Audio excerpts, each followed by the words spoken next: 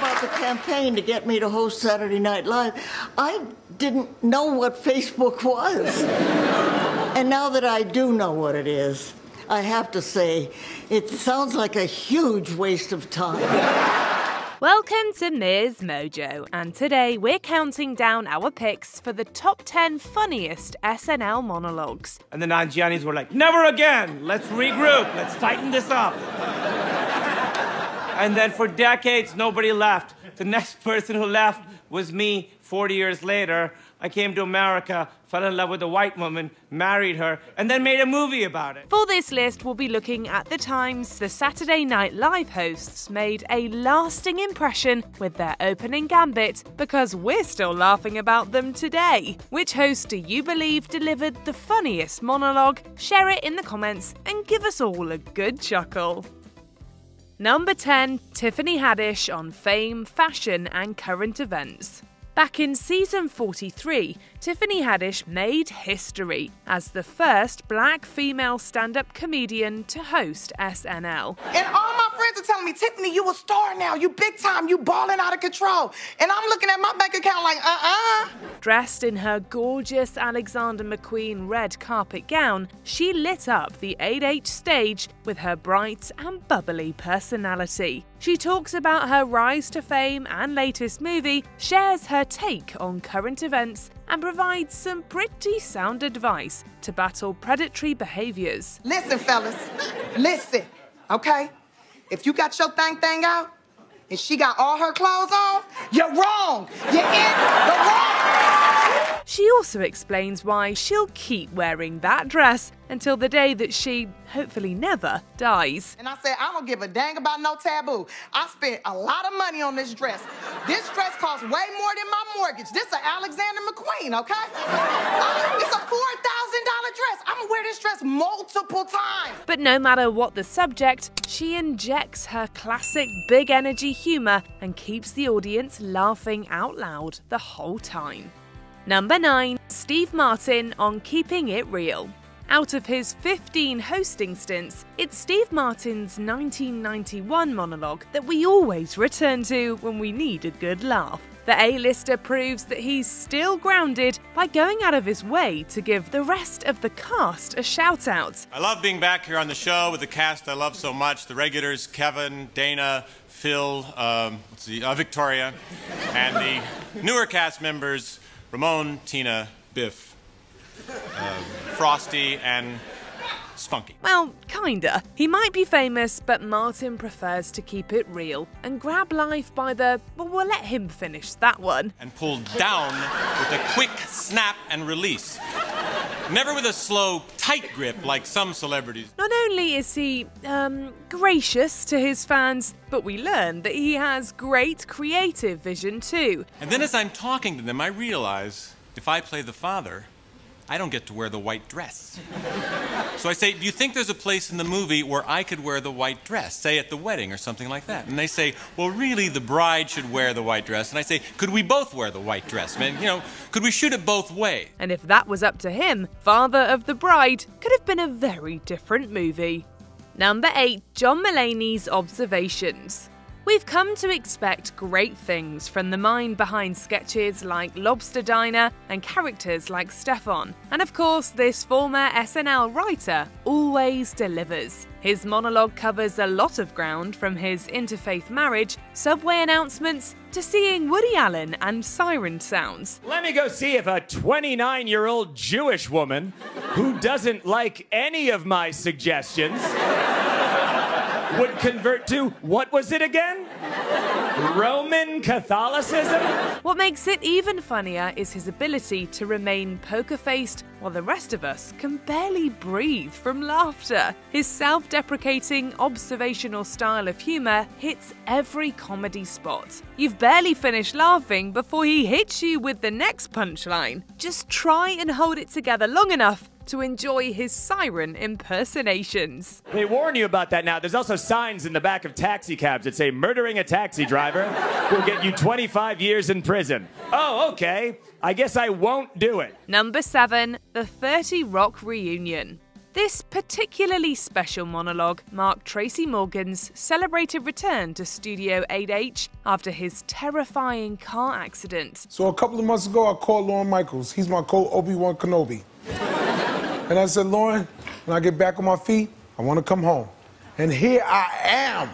To commemorate the momentous occasion, his former 30 Rock castmates reunited in a seemingly prophetic episode. With mentions of Skrillex, Psy, and Smash, the flashback could not have been more quintessentially 2012. For fans of the NBC comedy, it was a much-needed dose of the zany humor we'd so missed. Mr. Jordan has got to get better. Who's going to teach me to drink Hennessy until I throw up on the Knicks? Who's going to remind me to expose myself to dogs to show them who's the alpha? The sketch manages to be both sentimental and hilarious and renews our love for Morgan's wacky sense of humor. We were so thrilled to see him making us laugh once again. Take a look at this episode from 2012. It was pathetic.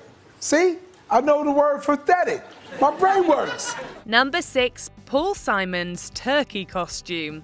Do you do when you have a musical icon hosting the Thanksgiving episode? You get them to sing Still Crazy after all these years while wearing a turkey costume. I met my old lover on the street last night.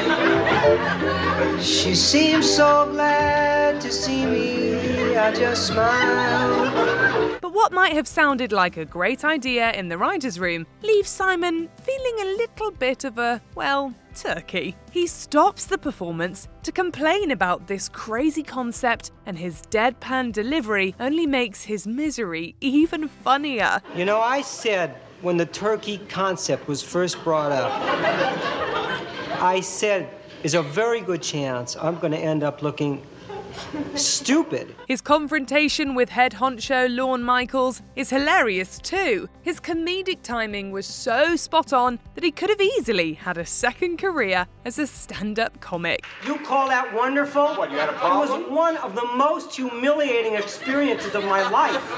What, the band came in late? The band is fine. The band? I don't understand what the problem. Number 5, Bernie Mac's Worldview.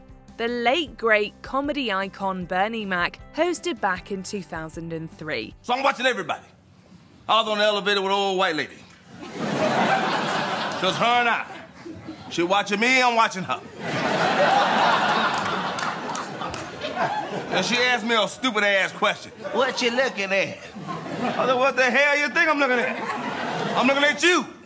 Showing his comedic versatility, Mac's observational gags made for an unforgettable episode opening. Whether he's talking about the state of the world or traveling as a celeb, he had audiences doubled over with laughter. See, like, people know me now, but I don't know them. It's a beautiful thing, and I'm a good person. I'm a people person. When you come up to me back up in the day, I'll shake your hand, talk to you. I'm not doing that today. People call me, hollering my name, pulling on me. Hey, Bernie, slapping me and all that kind of stuff. I shot 3 people last week. The best part is that his jokes hit just as hard today as they did back then. This monologue easily goes down as one of the best in SNL history. His edgy commentary will help you find some brightness in what can be a pretty dark world. I want you to sit up, eat your food, watch a movie, take a nap. Leave your shoes alone. I don't know you. I don't know what you're doing down there, but I swear for Lord, when you bend down, you ain't gonna bend back up until you land. If somehow his hosting stint slipped your radar, we'd recommend checking it out. Number 4, Eddie Murphy returns. Joining the cast aged just 19, Eddie Murphy has often been hailed as the person who saved Saturday Night Live. I said last year that when I left the show, I swore that I would never do Saturday Night Live again because I said the show was terrible.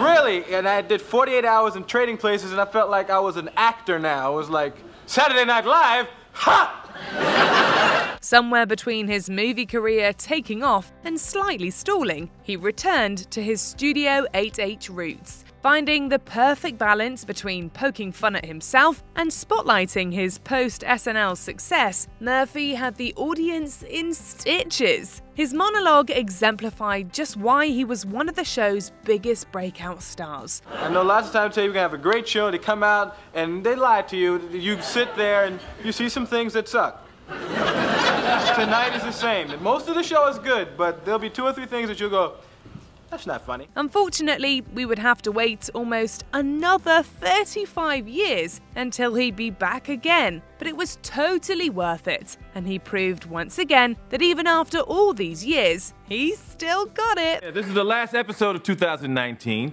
but if you're black, this is the first episode since I left back in 1984. Number 3, Kumail Nanjiani destroys prejudice.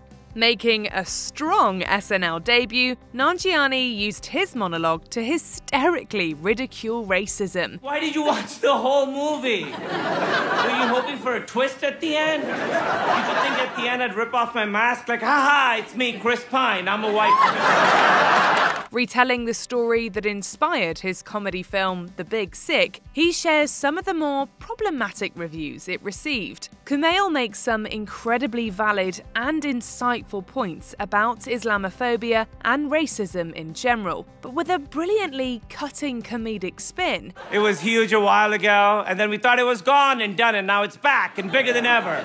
Thursdays on NBC.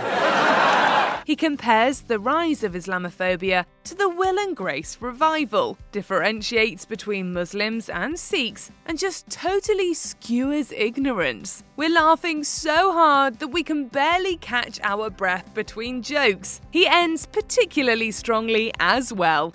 Just because you're racist doesn't mean you have to be ignorant. An informed racist is a better racist. All we can say is bring back Kumail Nanjiani.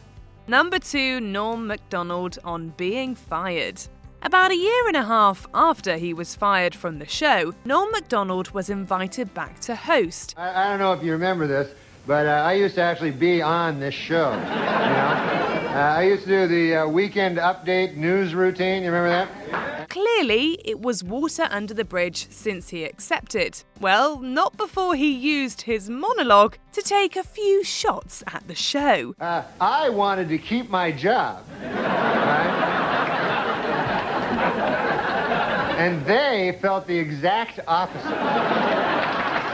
Who would have thought that being fired would provide perfect material for a comedy monologue? Macdonald muses over how he went from being told that he's not funny enough to be part of the cast to becoming entertaining enough to host. His conclusion is side-splittingly hilarious.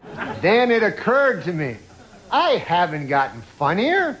The show has gotten really bad. Following his standout monologue, it feels like SNL got things very wrong when they let him go. Before we unveil our top pick, here are a few honourable mentions. Julia Louis-Dreyfus's award-winning comedy, a reminder of why we loved her on the show. Who the is America for real? Hey, Felicity! Check and see if she's got her green card with her. Am I right? Don't clap, you ass. Amy Schumer on being Amy Schumer. This is classic Schumer humor. Am I dating Bradley Cooper? I don't know how Hollywood works, but I'm pretty sure that I'm dating Bradley Cooper. And I changed my Facebook status. Well, I'm like, it's not complicated. I'm engaged to Bradley Cooper.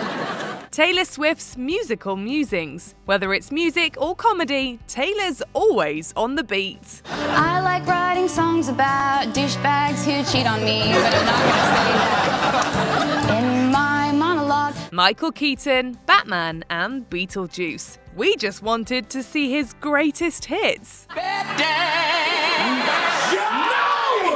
Jay, he just said he didn't want to do it, Jay! You're embarrassing us in front of our hero, Jay!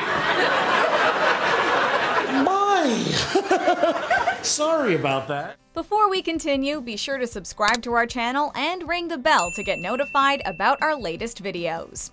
You have the option to be notified for occasional videos or all of them. If you're on your phone, make sure you go into your settings and switch on notifications. Number 1. Robin Williams. Just Robin Williams. Even watching it now, we're super envious of anyone who was in the room when Robin Williams hosted in 1988. Thank you very much. Thank you. I know you believe. As we'd come to expect from this versatile comedian, every moment of his monologue is pure hilarity. Sometimes he talks like a badly dubbed Chinese kung fu movie, isn't it? Well, I feel I'm doing better now.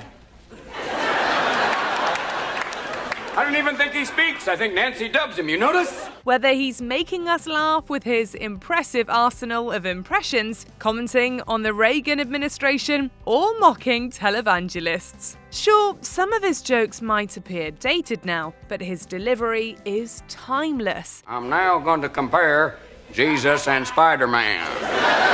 There's no match for Williams's unbounded energy and genius comedy styling. Naturally, he stole the entire show before it had barely begun. He's so effortlessly brilliant that we never wanted this monologue to end.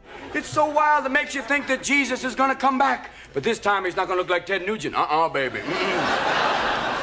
He's going to be a large black man named Jesse. Do you agree with our picks? Check out this other recent clip from MsMojo. And be sure to subscribe and ring the bell to be notified about our latest videos.